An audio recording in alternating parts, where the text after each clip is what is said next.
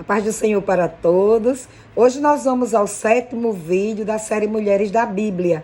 Falaremos sobre Lia. Deus ouviu a minha oração. O texto base está escrito em Gênesis, capítulos 29 a 35. O nome Lia significa vaca selvagem.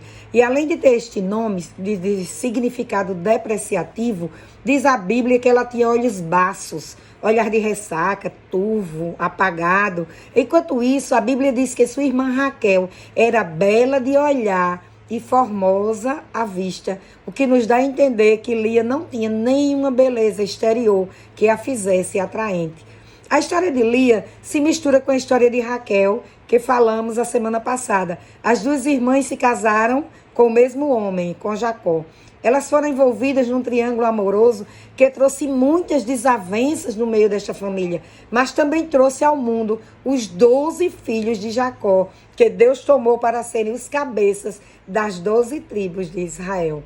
Depois de Jacó trabalhar por 7 anos para ter sua amada Raquel por mulher, no dia do casamento foi enganado por seu tio Labão e por Lia, sua filha mais velha.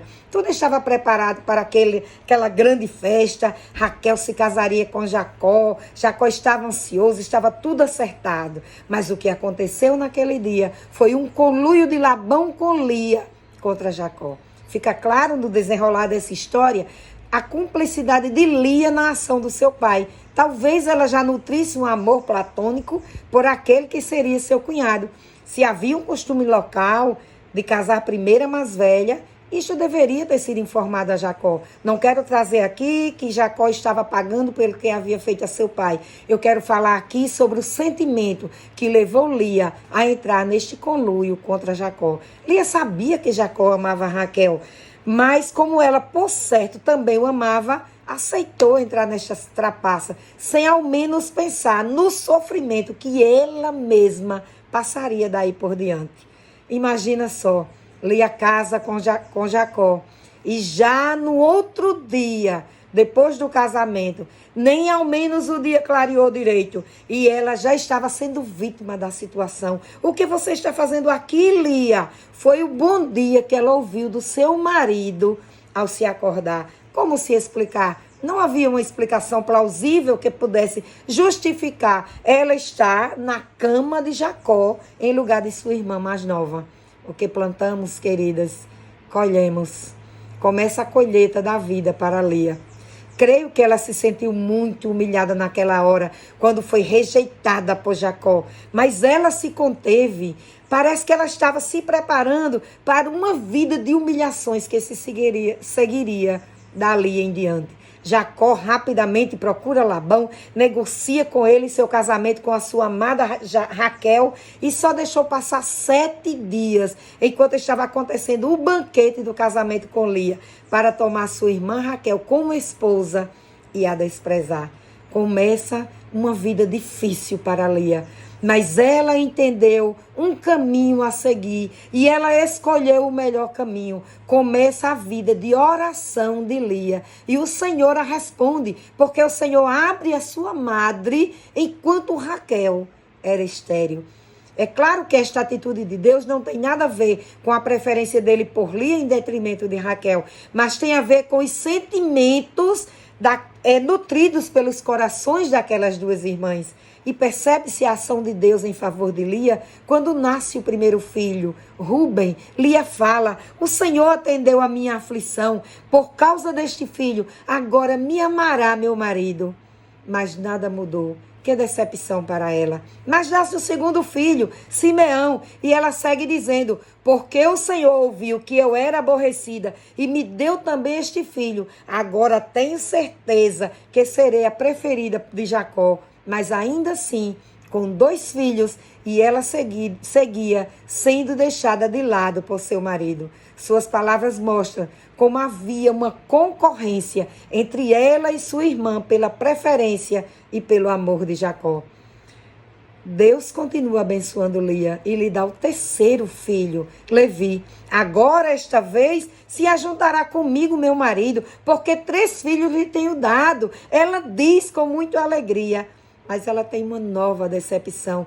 Nada mudou no seu relacionamento com ele. E ainda lhe nasce o quarto filho, Judá. Só agora ela muda seu foco, pois a sua fala demonstra isso. Esta vez louvarei ao Senhor, diz Lia. Só quando nasce Judá, ela percebe o quanto é bem-aventurada e louva ao Senhor. Seu foco sai do âmbito carnal, sua necessidade da presença de Jacó, para se lançar no âmbito espiritual de gratidão e louvor a Deus. Como eu sou bem-aventurada, tenho tudo que Deus me deu. Ele tem me dado 4 filhos e por isso ele merece meu louvor e agradecimento. Naquela época, ter filhos era o bem maior para uma mulher e ela tinha 4 filhos. Deus tinha ouvido a sua oração. Acalmadas as emoções, Lia segue em paz. E certo dia, Rúben chegou do campo e lhe trouxe mandrágoras, uma fruta saborosa do local. E quando Raquel viu a fruta, teve vontade de comer. Naquele momento, vemos como Lia tinha ressentimentos no seu coração contra sua irmã, pois quando Raquel lhe pede mandrágoras, Lia expõe toda a sua mágoa. Você acha pouco ter tomado meu marido? Agora você quer tomar também as mandrágoras do meu filho? Quer ficar com tudo, minha irmã? Então Lia é levado ao mais alto grau da humilhação pela sua irmã Raquel, pois ela faz uma proposta a Lia e troca as mandrágoras de Rúben por uma noite de amor de Lia com Jacó.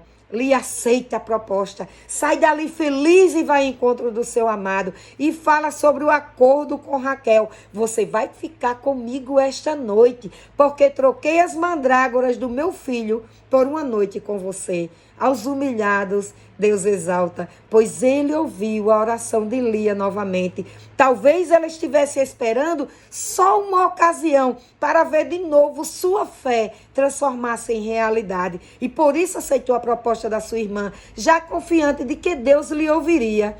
Isto é fé, isto é confiança em Deus. Oração ouvida, nasceu o 5º filho. Ela tem consciência do processo que estava passando e diz: Deus me deu o meu galardão. E chamou o seu filho de Issacar. Em seguida, mais um filho, o 6º. Deus me deu uma boa dádiva. Desta vez morará comigo meu marido, pois tenho lhe dado 6 filhos. E o chamou de Zebulon. Mesmo reconhecendo que Deus a abençoava, mas Lia sentia falta do calor e do amor do seu marido. Mas novamente nada mudou. Mais uma vez Lia dá à luz agora uma menina e a chama de Diná, que significa julgada ou vingada. Depois de tudo isto, Deus se lembra de Raquel e lhe dá um filho, José. As coisas se acalmam entre as irmãs e a vida segue sem maiores interferências. Chegou o tempo em que Deus chama Jacó e lhe autoriza a voltar à sua terra e à sua parentela. E para obedecer, ele ajusta com suas mulheres a ida para a terra de Canaã. Saem de Harã para caminhar por 750 quilômetros, uma longa e cansativa viagem. Quando já se aproximavam, e Jacó se preocupa com seu encontro com seu irmão Esaú, e ele vai organizar uma estratégia de defesa, porque ele estava com medo, porque quando ele saiu dali, ele saiu fugido, porque Esaú disse: quando meu pai morrer, eu lhe mato. E aquele medo ele ainda estava agora depois de 20 anos. Então ele prepara uma estratégia, coloca as 2 servas das suas mulheres à frente com seus 2 filhos, cada uma tinha 2 filhos, na frente da caravana. Em seguida coloca Lia com seus 7 filhos, os 6 homens e a sua filha mulher, e só depois coloca Raquel com seu filho José. Claro que esta era mais uma prova nítida de como Jacó queria proteger muito mais a sua amada a Raquel e seu filho do que a Lia com todos os seus filhos.